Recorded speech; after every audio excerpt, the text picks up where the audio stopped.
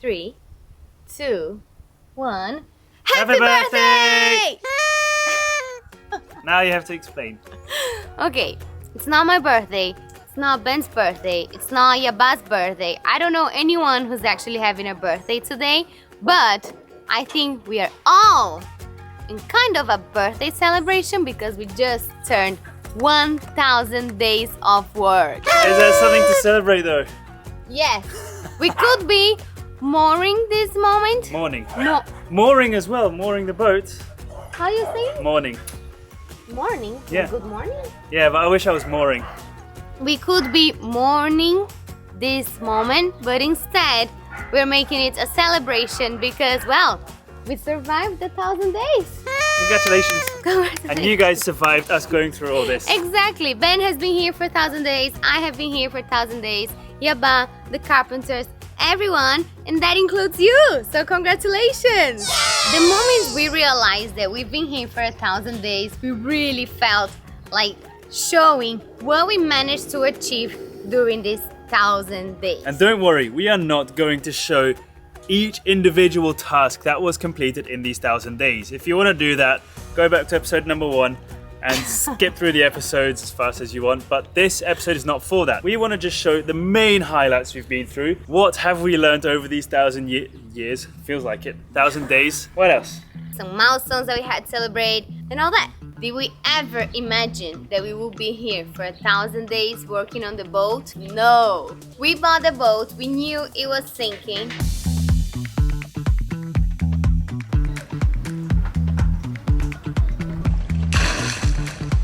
We didn't know it was so rotten.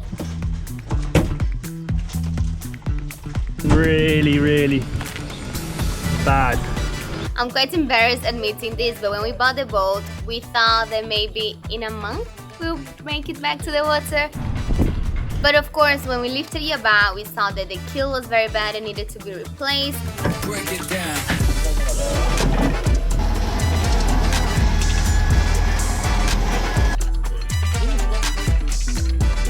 Then we ended up finding out that all the frames were rotten and needed to be replaced. Then we ended up replacing every single frame. It's always one step forward, 2 steps back, but I won't let it get me down, 'cause I'm still here and I know this year some good's gonna come around.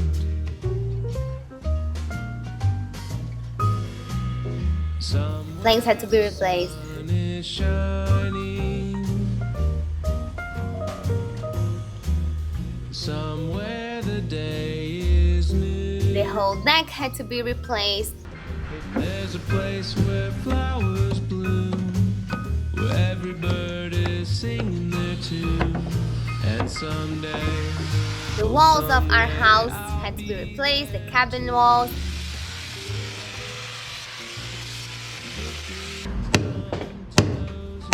Well, the whole interior was remade, and of course that took a lot longer. 1,000 days later, of course, Ben and I heard many times people saying that we are so brave for undertaking this project. And the truth is that we are not brave. We just really had no idea what was waiting for us. But we were so lucky we found an amazing team, and slowly we managed to make it happen. Thanks to them and also thanks to you. A fun fact is that when I look back at the old footage and I see how Yabá got at some point without the planks and all like ripped off, I really wonder, why did we not give up? So what do you think of what the boat looks like now? I'm speechless. And the truth is, Ben and I had never had a conversation like, should we give up? It was never an option. We never considered it. And I'm not saying that we shouldn't, because maybe we should have, but we just never thought about giving up. And here's the reward. After buying the boat, we went through so many milestones that we cannot remember, but the first milestone that pops into my head is I remember arriving in this river. So this around us is the entrance of the marina of Itajaí. So we've made it. We've made it. Seeing the boat that we were told to moor against in front of the shipyard and just arriving, even before attaching or mooring onto that boat, for me, that was just, we've made it. We can sink now for all I care. We'll figure all the rest out later. And funnily enough, after thinking anything can happen now we've made it, the engine died on us and we ended up slightly further up in the swamp. But that was a milestone nevertheless, because we were here, we made it from Sao Paulo, which was Santos, all the way here when everyone, and I mean everyone, told us that we couldn't make it in this sinking boat. Part of the milestone and also kind of a miracle is just the people that were waiting for us here, the whole team of shipwrights, Toninho, anyone who's helped us out on this boat in this location is all part of that milestone. I think that is so crazy, and how lucky and fortunate we are to not just end up in any shipyard, this one in particular. We are in the best place we could be, and we are so sure of that. As at the beginning, our biggest fear was having to change the keel, and then we had to. Installing the new keel was definitely a milestone.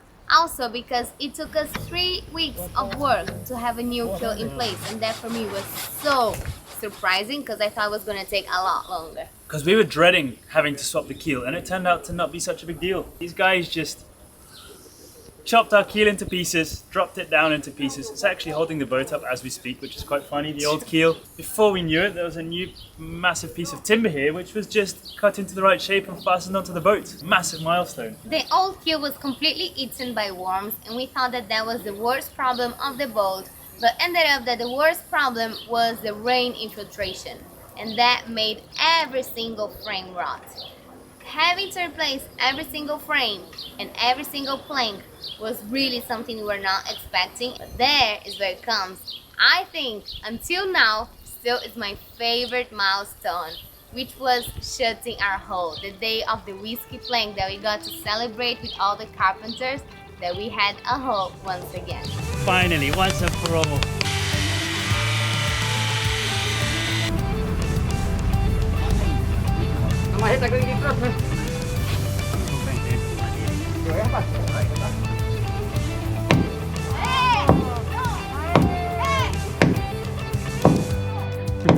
É muito difícil!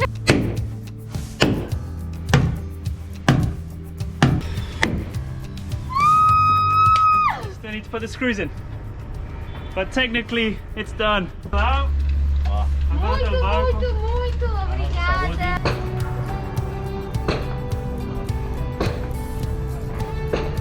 I thought that once we had a hull, we only had a couple, I don't know, 3 more months of work and then the boat will be ready. And I think we managed to have a hull after 6 months here, and then we still had another 2.5 years of work. Only. I would say I'm almost desperate to launch, which a lot of you might think of us. But I want to sail. I cannot tell you how much I want to be on the water, diving, fishing, swimming, surfing, and so on, and just having the boat on the water. But that doesn't mean I'm not enjoying my time here, or MP isn't either, and we're just really making the most of every day and doing stuff as good as we can and not rushing any of the process to get the boat launched.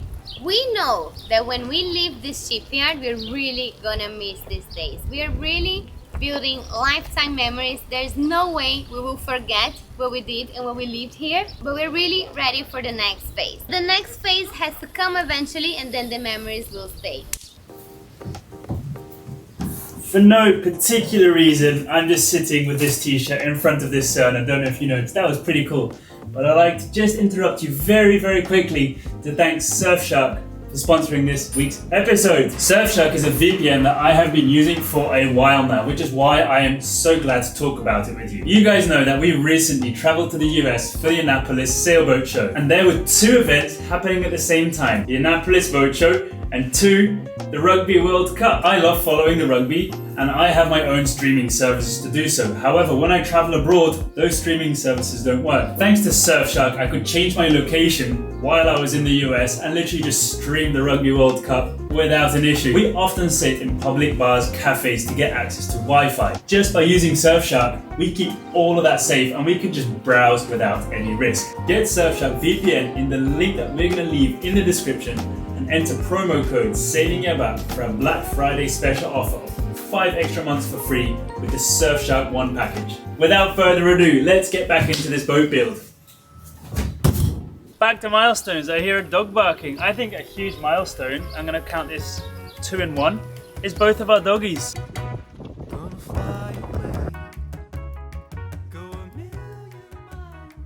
First day we arrived here, we found him, well, he was literally living around this area and we adopted him. Nothing I'll do differently. He's an amazing dog and an amazing companion and soon to be an amazing skipper.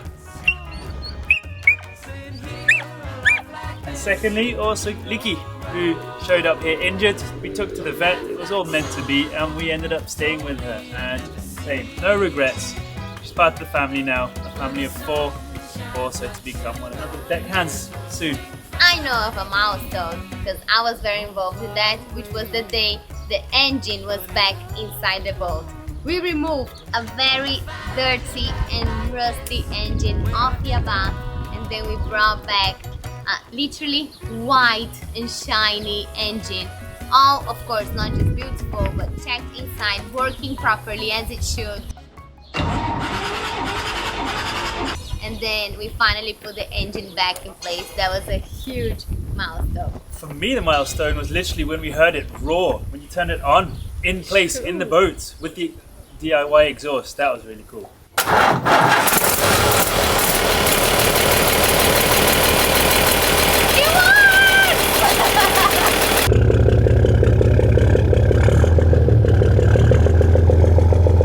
We can keep going on and on and on about milestones because as we are speaking of milestones here, I think we're coming up with milestones on the spot and oh, this was cool, that was cool, and that was cool. So let's appreciate the milestones we've reached so far and hope for the best milestones to come in the future. Aww.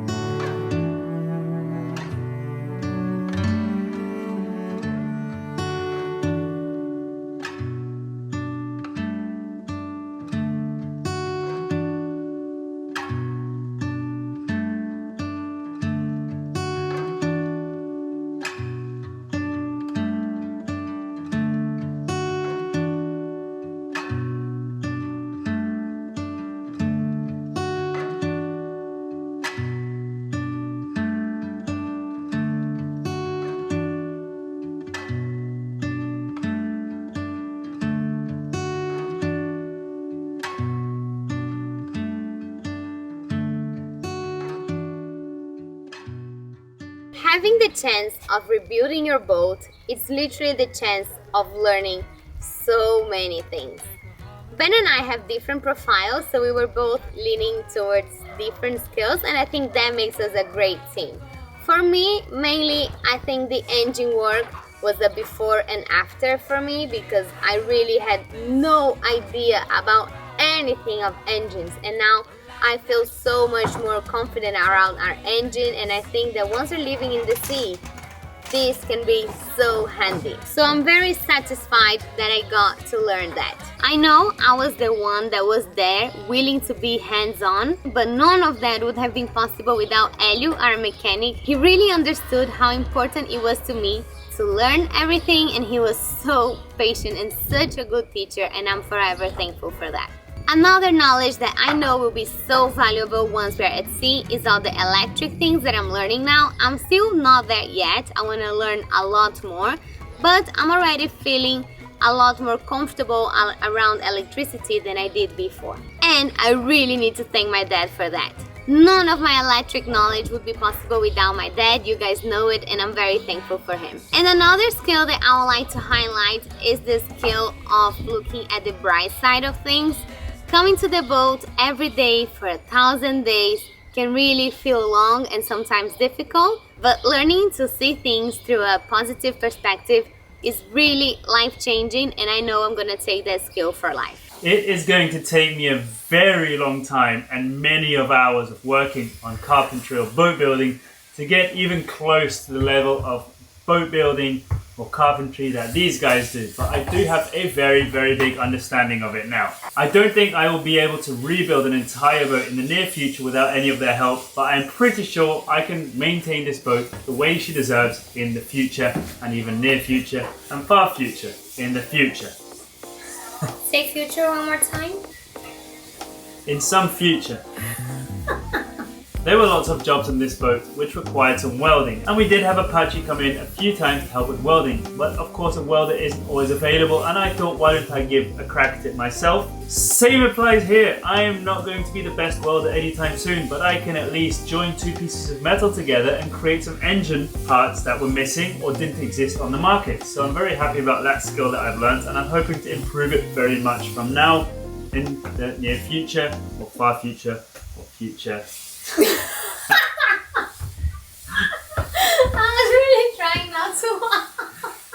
And I don't know what other skills I've learned over these 1,000 days, but I would say that problem solving, as in like boat system problem solving, and the way I've learned that is by doing stuff wrong so many times that I eventually do it the right way. Anything from finding engine parts, building engine parts. Oh, this doesn't fit on that side of the engine, let's move it to the other side. But how is that going to happen? Oh, let's figure it out. Same with this rudder. This has been, well, the rudder steering system. This has been removed and placed and removed and placed so many times that I've kind of got this idea of how everything and each individual part works now. So I think I'll be able to work on that in the future. Bobby, what is the next skill you want to learn?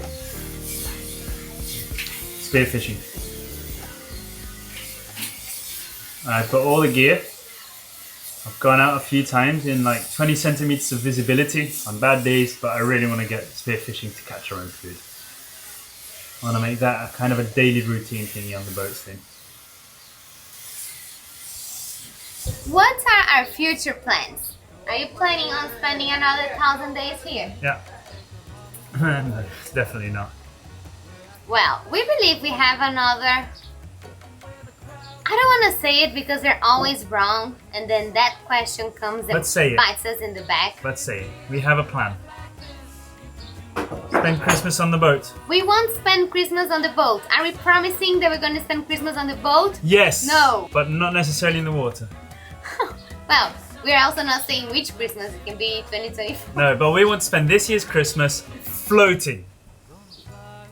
I don't know if we can make it. It's just something that we really are working for. We don't want to rush important things like propulsion, exhaust, bilge pumps, electrics, and so on. So we will do stuff as quick, but also as good and properly as we can, hoping that we will be ready before Christmas. That's very correct. So we're going to be prioritizing how good the job is done, and second, how fast it's done. When we have launched, of course, we won't just head down the river and go Cross the sailing. Atlantic. No, we are probably just going to spend a few days here at the concrete pier of the next door just to make sure pumps are working. We'll do some engine tests, sail some loops around here, measure temperatures, gauges, oil, all that stuff. We want to make sure everything is good here before we head out. When we head out, we're going to have fun. We're going to take a dinghy. We're going to go surfing, fishing, spearfishing, diving, barbecues, friends, wakeboarding. We don't even have a wakeboard, but we'll make sure we do it, and so on. Our future plans are to spend 1,000 days celebrating our 1,000 days rebuild. Good, and that's a wrap. See you guys next week. But not before thanking everybody who made this journey possible. Thank you. If you ask me what is the feeling I feel the most after 1,000 days working here on the boat, no, it's not exhaustion. What I feel the most is grateful. But we also feel exhausted, but mostly thankful and grateful to everyone involved in this build. I hope you saw what type of people we are surrounded by in this episode. Also, thank you guys for supporting us. This is also an amazing time to wish you all a very happy Thanksgiving. Hope you had an amazing time. In the Thanksgiving spirit, I'd like to just say how grateful I am for the opportunity we have here and also for the people around us, including Dan and Switchback for supporting us on Patreon. Thank you so much. It really means a lot to us. Welcome to the crew. Also, Marcel and Callum, thank you so much for the PayPal donation. And last but definitely not least, thank you so much James, Duane, Claudio, Douglas, Indy, Joseph and Ralph for supporting us on YouTube with the super thanks, and it really means a lot to us. Thank you guys so much, and see you next week. Good things come to those who wait, and I don't mean to sound cliche.